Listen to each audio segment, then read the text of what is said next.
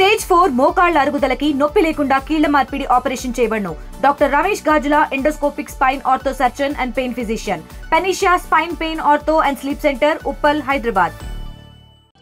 42% బీసీల రిజర్వేషన్లు సాధించే వరకు తమ పోరాటం ఆగదంటూ కూడా ఉమ్మడి వరంగల్ జిల్లా వ్యాప్తంగా బీసీలు ఉద్యమ బాట పట్టినటువంటి పరిస్థితి. ఇప్పటికే మొన్న హైకోర్టు తీర్పు నేపథ్యంలో కూడా కొంత ఉద్రిక్త వాతావరణం కూడా నెలకొన్నటువంటి పరిస్థితి. కానీ ఒక శాంతియుత పోరాటంలో అనుకున్నటువంటి లక్ష్యాన్ని సాధించాలన్నటువంటి ఒక ఉద్దేశంతో ఒక ప్రణాళికాబద్ధంగా కూడా కార్యాచరణ ప్రకటిస్తున్నారు. అందులో భాగంగానే 18వ తారీఖు అయినటువంటి ఈరోజు పూర్తిగా బంద్కు పిలుపునిచ్చిన నేపథ్యంలో సబ్బండ వర్ణాలు ఏకమైపోయినటువంటి పరిస్థితి.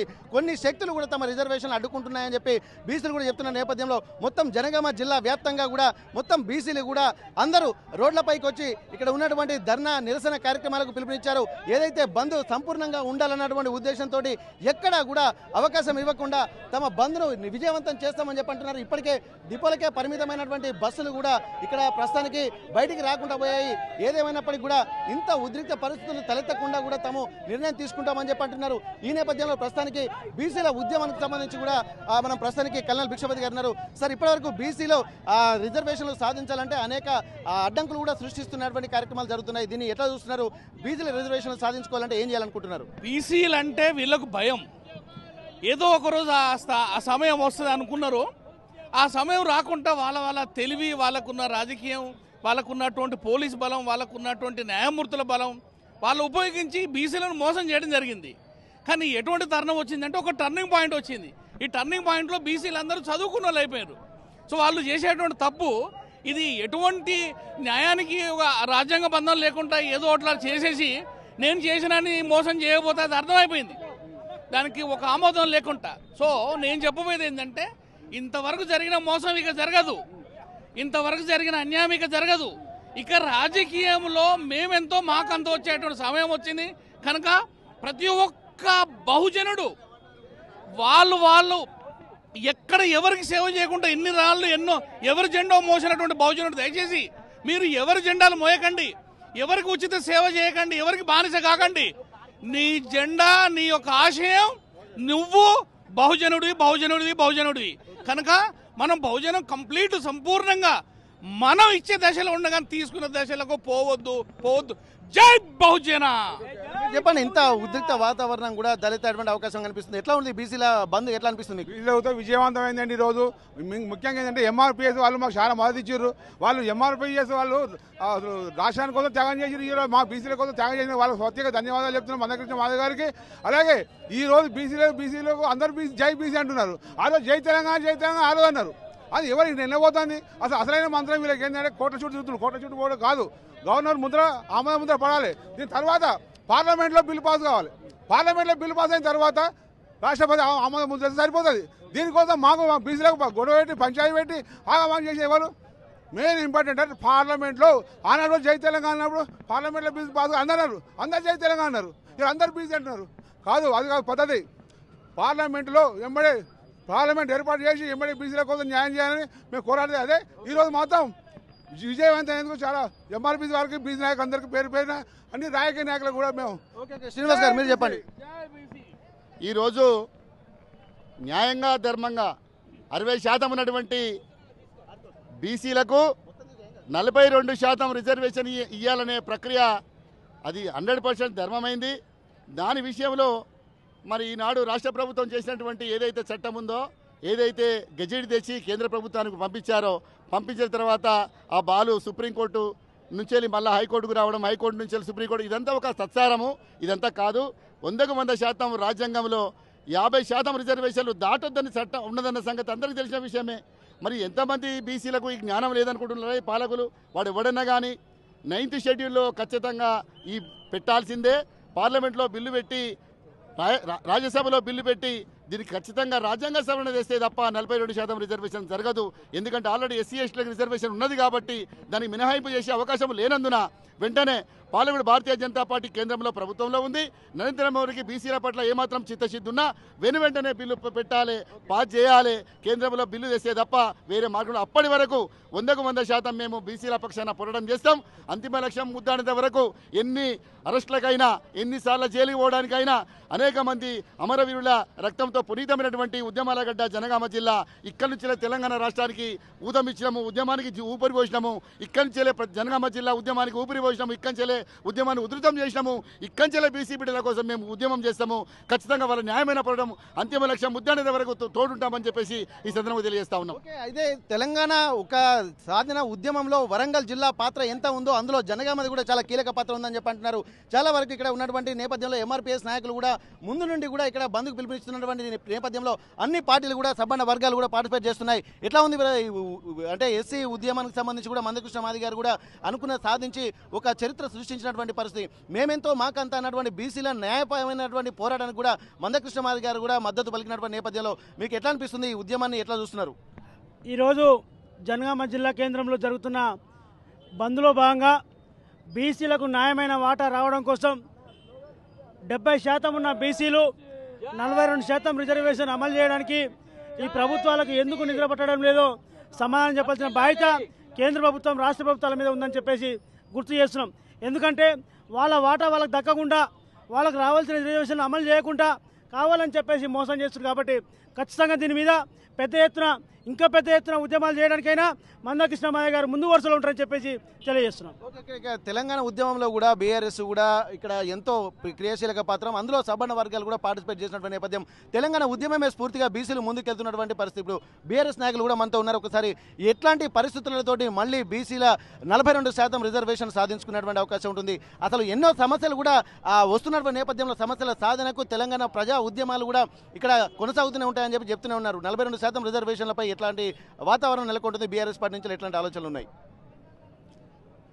42% రిజర్వేషన్ అమలు చేస్తామని చెప్పి మాట ఇచ్చిన రాష్ట్ర ప్రభుత్వము మాట నిలుపుకోవాల్సిన అవసరం ఉన్నది. దీనికి తోడుగా కేంద్ర ప్రభుత్వం కూడా సహకరించాలి. ఎందుకంటే 60% ఉన్న జనాభా మాకు విద్యలో కావచ్చు, రాజకీయాల్లో కావచ్చు, ఉద్యోగాల్లో కావచ్చు చాలా నష్టం జరుగుతుంది. ఇది మాకు ఎలక్షన్ల ముందు ఏదైతే ప్రజలకు హామీ ఇచ్చిండ్రో 42% నిజాయితీగా నిరూపించుకొని దాని చిత్తశుద్ధితో బిల్లు ప్రవేశపెట్టి దాన్ని ఓకే చేయకపోతే తెలంగాణ ఉద్యమం ఏ రకంగా జరిగిందో మరి బీసీ ఉద్యమం కూడా ఆ తరహాలో జరుగుతుంది. తప్పకుండా మేము కొట్లాడి సాధించుకుంటామని మీ ద్వారా తెలియజేస్తున్నాం. ఇక్కడ మరికొంతమంది ఇక్కడ అడ్వకేట్స్ కూడా ఉన్నారు. వాళ్ళు కూడా అడ్వకేట్స్ కూడా బంద్లో పార్టిసిపేట్ చేస్తున్న నేపథ్యంలో సార్ ఇప్పటి వరకు తెలంగాణ ఉద్యమంలో బీసీల లెక్కల్ని కూడా కొంత తప్పుదో పట్టించారన్నటువంటి ఆలోచనలు కూడా జరిగినాయి. అసలు 54% ఉన్నటువంటి బీసీలు 42% కూడా ఎట్లా వచ్చారన్నటువంటి ఆలోచనలు కూడా సాగుతున్నాయి. అసలు ఈ లెక్కల వెనుక స్ట్రాటజీ వెనుక ఒకవేళ ఆ కోర్టులో కూడా వెళ్ళినటువంటి నేపథ్యంలో కోర్టు కూడా దానికి సానుకూలంగా లేకపోవడం ఏం జరుగుతుంది అసలు రాష్ట్రంలో? యాజ్ అడ్వకేట్ గా ఒక లీగల్ ఒపీనియన్ చెప్పండి. రాజ్యాంగబద్ధంగా కులగణన కేంద్ర ప్రభుత్వం మాత్రమే చేయాలి, రాష్ట్ర ప్రభుత్వం చేసే అధికారం లేదు. దాన్ని అయినప్పటికీ కొన్ని రాష్ట్ర ప్రభుత్వాలు మన భారతదేశంలో ముందుకు వచ్చి కేంద్ర ప్రభుత్వానికి ఒక పాఠం చెప్దామనే అటువంటి విషయంలో ముందుకు రావడం జరిగింది. ఆ విషయంలో ఏం జరిగిందంటే మన దగ్గర జరిగినటువంటి కులగణనలో కొన్ని తప్పులు జరగడం వల్ల బీసీల శాతం తగ్గింది అనేది ఆరోపణ. అది నిజం కూడా. బీసీల శాతం తగ్గడానికి వీల్లేదు, బీసీల శాతం తగ్గలేదు. బీసీల శాతం ఇంకా ఎక్కువ 56కు పైన ఉంది, 60% పైగా ఉంది.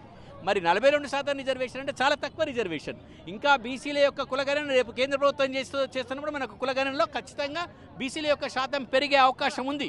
ఈ పెరిగే అవకాశాన్ని మనం దృష్టిలో పెట్టుకొని మనం చేయాల్సింది ఏంటంటే ఇప్పుడు కేంద్ర ప్రభుత్వము ఖచ్చితంగా కూడా బిల్లును పాస్ చేయాలి. ఇప్పుడు ఈ ఉద్యమము బీసీ ఉద్యమం ప్రారంభమైంది కాబట్టి మరి తమిళనాడులో ఏ విధంగానైతే 69% రిజర్వేషన్ ఉందో మరి తెలంగాణకు ఎందుకు కాదు? ఒకే ప్రజ, ఒకే రాజ్యాంగం, భారతదేశం అంతా ఒకటి అనుకున్నప్పుడు మరి ఒక రాష్ట్రంలో ఒక పరిస్థితి ఎందుకు ఉంటుంది అనేది ఒక ప్రశ్న తీసుకొని భారత రాజ్యాంగంలో భారత పార్లమెంట్లో మార్పు చేసి అవసరమైతే 9వ షెడ్యూల్లో దీన్ని చేర్చి 9వ షెడ్యూల్లో చేర్చడం ద్వారా మనకు రాజ్యాంగం ద్వారా వచ్చేటువంటి అన్ని హక్కులు బీసీలకు వస్తాయి. కాబట్టి వెంటనే చేయాల్సిన అవసరం ఉంది. అంతవరకు ఉద్యమం కొనసాగుతుందని చెప్తున్నాం. ఓకే, ఇప్పటి వరకు ఇక్కడ జనాభా కులగణన మాత్రం బీసీలే కేంద్ర ప్రభుత్వం చేయాలి, కేంద్ర ప్రభుత్వం చేయాల్సినటువంటి అవకాశం ఉన్న నేపథ్యంలో కొన్ని రాష్ట్ర ప్రభుత్వాలు కూడా ఇనిషియేషన్ తీసుకొని కులగణన చేశాయి. అందులో 54% ఉన్నటువంటి బీసీల సంఖ్య 42%కే వచ్చిందన్నటువంటి ఆలోచనలు చేస్తున్నారు. అది కూడా ఇక్కడ వాస్తవం అంటున్నారు. 42% కాదు, 54% ఉన్నటువంటి బీసీ జనాభా 42%కి ఎలా పడిపోయిందన్నటువంటి అనేటువంటి విషయాల్లో కూడా ట్రాన్స్పరెన్సీగా ఉండాలన్నటువంటి ఒక ఆలోచనలు కూడా చేస్తున్న నేపథ్యంలో ప్రస్తుతానికి 9వ షెడ్యూల్లో దీన్ని పెట్టాలి. 9వ షెడ్యూల్లో పెడితే కొంత సానుకూల వాతావరణం అయితే ఉంటుంది. కాబట్టి ఇవన్నిటిని దృష్టిలో పెట్టుకొని కూడా అనేక విధాలుగా చాలామంది బీసీ నాయకులు కూడా ఎవరి ఆలోచనల విధంగా వాళ్ళు ఉంటున్నారు. ప్రస్తుతానికైతే మొత్తం రాస్తారోకో చేస్తారు.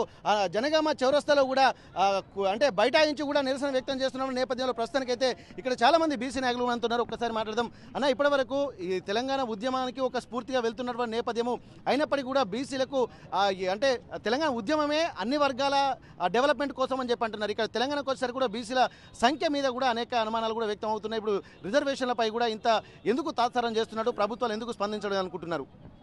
ముందుగా జై బీసీ. ఈరోజు జనగాంలో జేఈసీ మధ్యలో బీసీ బంద్ ప్రకటించడం వల్లే ఈ ప్రకటనకు మందకృష్ణ మాదిగ మద్దతు తెలిపినందుకు ముందుగా మందకృష్ణ మాదిగకు మా శనార్థి. ఎందుకంటే ఈరోజు మేమెంతో మాకంతా అంత అనే నినాదంతో మేము పోతున్నాము. బీసీలకు అన్యాయం జరుగుతుంది గత 50 సంవత్సరాల నుంచి. ఈ రోజన్నా మమ్మల్ని చూసి బీసీలు ఎంతమంది ఉన్నారో అంతమందికి, ఒక ఎస్సీకి ఎట్లా చేసిండ్రో, ఒక ఎస్టీకి ఎలా చేసిండ్రో, ఒక బీసీ కూడా రిజర్వేషన్ అలా చేయాలి. ఓసీలు ఎంతమంది ఉన్నారు, వాళ్ళకి ఎన్ని ఉన్నాయి, వాళ్ళే కూడా ఒక ఎస్టీ, ఒక బీసీ, ఒక మైనార్టీ, ఒక ఎస్సీకి తీసినట్టుగా వాళ్ళకు కూడా ఇంత షేర్ అని తీస్తే అప్పుడు ఈ లొల్లులు ఉండవు.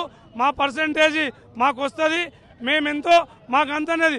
మీరు తినేది మొత్తం ఈరోజు తింటున్న జనరల్ సీట్లన్నీ మా బీసీలై, మాకు వదలండి, మీరు చేసుకోండి. మీ పర్సంటేజ్ ఎంత మీరు అంతనే ఉండండి తప్ప మీరు మా నోటికాడు బుక్క మా బీసీ పీటల్ని గుంజుకోవడానికి వీల్లేదు. గత ప్రభుత్వాలు కూడా ఈరోజు మాకు సహకరించినట్టుగా మద్దతు తెలుపుతుండ్రు. జై బీసీ. ఓకే, స్వాతంత్రం వచ్చిన దగ్గర నుండి కూడా రాజ్యాధికారం కూడా అప్పనంగా కొంతమంది అగ్రవర్ణాలే అనుభవిస్తున్నారని చెప్పి అంటున్నారు. అప్పటి నుండి ఇప్పటి వరకు కూడా తెలంగాణ ఉద్యమం కూడా వచ్చింది, తెలంగాణ సాధించుకున్నారు. తెలంగాణ సాధించుకున్న తర్వాత కూడా మళ్ళీ అట్లాంటి పరిస్థితులు పునరావృతమవుతున్నప్పుడు ఇక్కడ ఎస్సీ, ఎస్టీ, బీసీ మైనార్టీలకు ఎక్కడ లాభం చేకూరుతుందన్న ఒక ప్రశ్న తలెత్తున్న నేపథ్యంలో కూడా ఎస్సీ, ఎస్టీలు రిజర్వేషన్లు సాధించుకున్నారు. మైనార్టీలకు కూడా ఒక రిజర్వేషన్లు ఉంటున్న నేపథ్యంలో మధ్యగా ఎక్కువ జనాభా ఉన్నటువంటి బీసీలు మాత్రమే అన్యాయానికి గురవుతున్నారు అన్నటువంటి ఒక ఆలోచన కూడా చేస్తున్నారు. ప్రస్తుతానికి మరికొంతమంది ఉన్నారు. ఇప్పటి వరకు బీసీల రాజ్యాధికారం అనేది ఎందుకంటే 54% అని చెప్పి అన్నారు, ప్రస్తుతం 42% వచ్చింది. ఇట్లాంటి నేపథ్యంలో ఇది ఒక స్ట్రాటజికల్గా దీన్ని కుట్రలాగా భావించవచ్చా, లేకపోతే నిజంగా ట్రాన్స్పరెన్సీగా ఉండి చిత్తశుద్ధిగా రాజకీయ పార్టీలు ఉన్నాయనుకుంటున్నారా? కేంద్ర రాష్ట్ర ప్రభుత్వాలు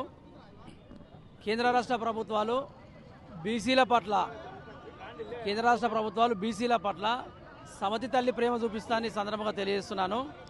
ముఖ్యంగా ఈ దేశం మొత్తంలో అణచివేయబడ్డోళ్ళు, అణగారిన బడుగు బలైన వర్గాలు ఎవరైతే ఉన్నారో వాళ్ళ సీట్లన్నీ కూడా, వాళ్ళ రిజర్వేషన్లు కూడా 3% లేనటువంటి ఓసీలు రాజకీయ రిజర్వేషన్లు ఎత్తుకొని పోయి వాళ్ళకు అన్యాయం చేస్తున్నట్టు సందర్భం చూస్తున్నాం.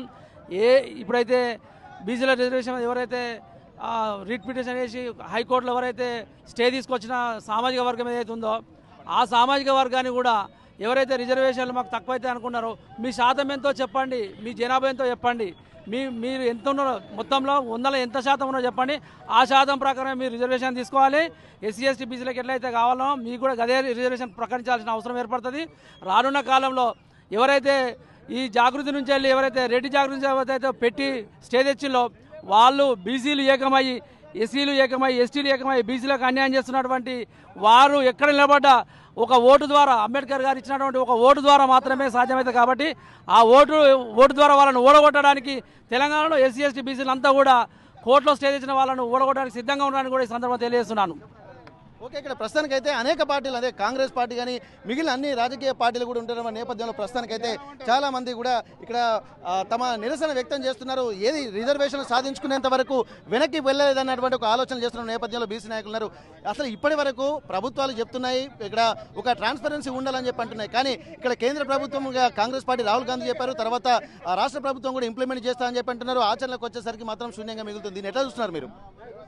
దేశంలో భారత్ జోడో యాత్రలో భాగంగా రాహుల్ గాంధీ గారు ప్రతి ఒక్క రాష్ట్రంలో పాదయాత్ర చేసుకుంటూ తెలంగాణ వచ్చి ఈరోజు ఇక్కడున్నటువంటి బీసీ, ఎస్సీ, ఎస్టీ, మైనార్టీ సోదరుల స్థితిగతులను చూసుకొని వాళ్ళు రాజకీయంగా, ఆర్థికంగా, చదువులో కూడా వెనుకడుగులో ఉన్నారు. వాళ్లకు ముందు తీసుకొచ్చే విధంగా రాష్ట్రంలో కానీ దేశంలో కానీ అధికారంలోకి వస్తే కాంగ్రెస్ పార్టీ అధికారంలోకి వస్తే బీసీలకు 42% రిజర్వేషన్లు ఇస్తాం, తప్పకుండా తూచా తప్పకుండా దాన్ని పాటిస్తామని పెద్ద ఎత్తున రాహుల్ గాంధీ గారు హామీ ఇవ్వడం జరిగింది.